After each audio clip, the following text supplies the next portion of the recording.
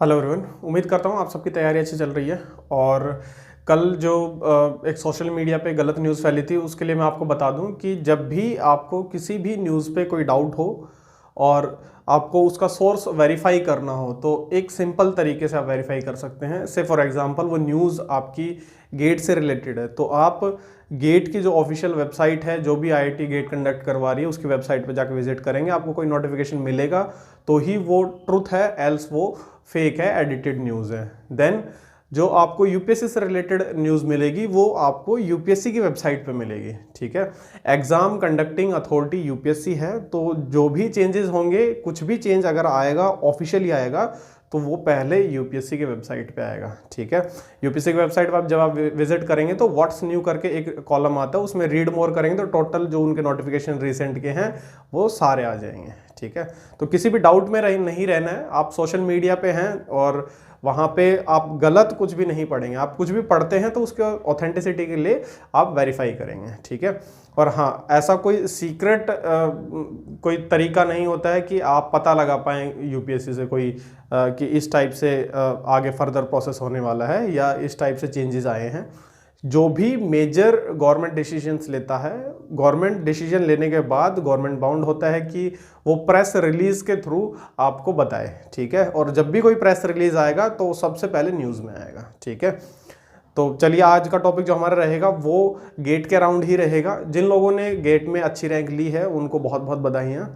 और उनके लिए मैं आप बता दूं कि जो लोग अच्छे से तैयारी नहीं कर पा रहे थे पिछले साल, रैंक नहीं आ पाई है, वो तैयारी अपनी कंटिन्यू रखेंगे। किन लोगों को कंटिन्यू रखनी है, किन को नहीं रखनी है, उनके लिए मैंने ऑलरेडी एक वीडियो बनाई थी, वो आप चैनल पे जाके देख लेंगे। जिनकी रैंक बहुत अच्छी आई है उनके लिए मैं आज ये वीडियो लेके आया हूँ। पहली चीज़, जब आपकी रैंक आ गई है 300 से नीचे, ठीक है, रैंक 300 से नीचे है और आप मैकेनिकल इंजीनियरिंग में हैं तो आपका बहुत हाई चांसेस है कि आप पीएसयू में सेलेक्ट होने वाले हैं। ठीक है, और जब आप पीएसयू में सेलेक्ट होने वाले हैं तो उसके लिए आपको दो चीज़ों को बहुत इंपॉर्टेंट ध्यान रखना है कि अपने बारे में बेसिक देखना चालू कर दें और दूसरा थोड़ा सा टेक्निकल रिवाइज करना चालू कर दें। टेक्निकल रिवाइज इस तरह से करेंगे कि आपको बेसिक पता हो। से फॉर एग्जांपल आपसे कंप्रेसर का फॉर्मूला कोई नहीं पूछने वाला है, टरबाइन का फॉर्मूला कोई नहीं पूछने वाला है। आपसे ये पूछ सकते हैं कि कितने टाइप के कंप्रेसर होते हैं, कितने टाइप के हीट एक्सचेंजर होते हैं, उनमें क्या डिफरेंसेस होते हैं।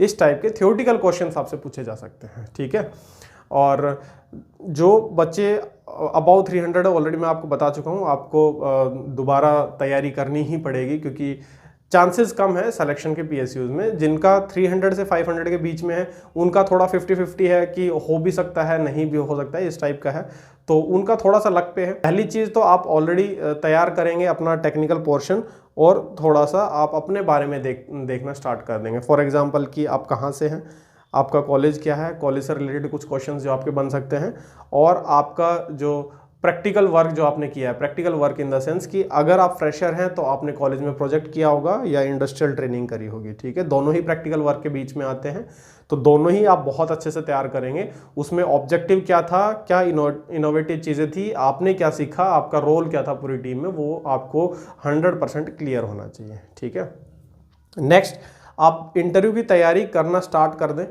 क्योंकि जब कोई भी इंसान इंटरव्यू पैनल में जाके बैठता है तो वो 100% कॉन्फिडेंट कभी भी नहीं हो पाता। रीज़न ये होता है कि हम इंटरव्यू पैनल में बैठने के हैबिचुअल नहीं होते हैं तो थोड़ा नर्वसनेस होता है, थोड़ा सा वहाँ जाके ऐसा ब्लाइंड सा हम हो जाते हैं कि हमसे जो पूछा जा रहा है, जो बताना चाह रहे हैं उसके अलावा कुछ और ही बता के आ रहे हैं। जब हम इंटरव्यू पैनल से बाहर आते हैं तब हमें रियलाइज़ होता है कि हमने बहुत सारी चीज़ें ऐसी बता दी जिसको हम बहुत और बेटर तरीके से बता सकते थे।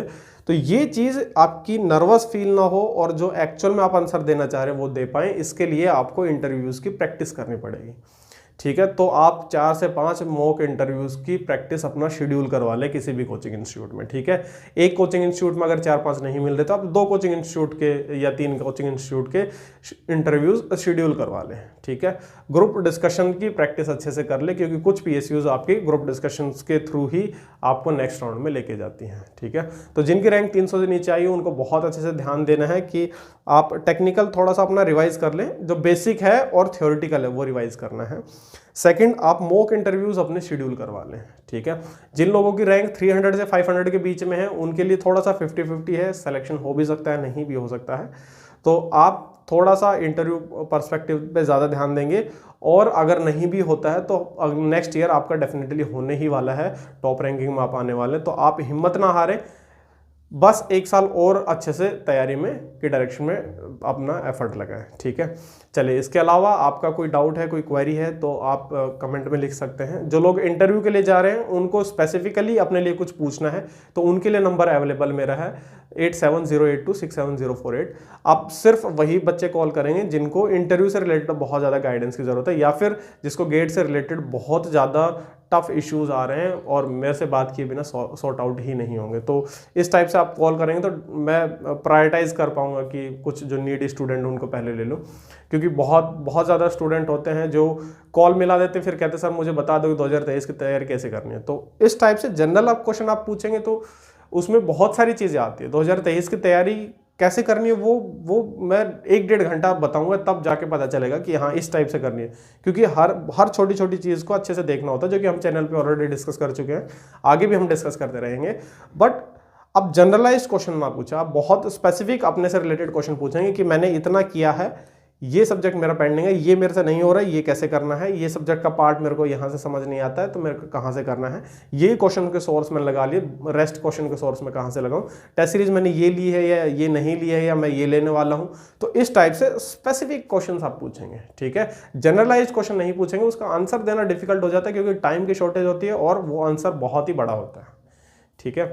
चलिए, ऑल द बेस्ट। और जिन लोगों को गेट की तैयारी अगले 1 साल और कंटिन्यू करनी है उनके लिए मैं कहूँगा भाई थोड़ा सा अपना मन टफ बना के रखें, क्योंकि 1 साल की तैयारी में बहुत बार मोटिवेशन अप एंड डाउन होता है, तो उसमें आपको थोड़ा सा मेंटली स्ट्रांग होना ज़रूरी रहेगा, ठीक है। चलिए, ऑल द बेस्ट।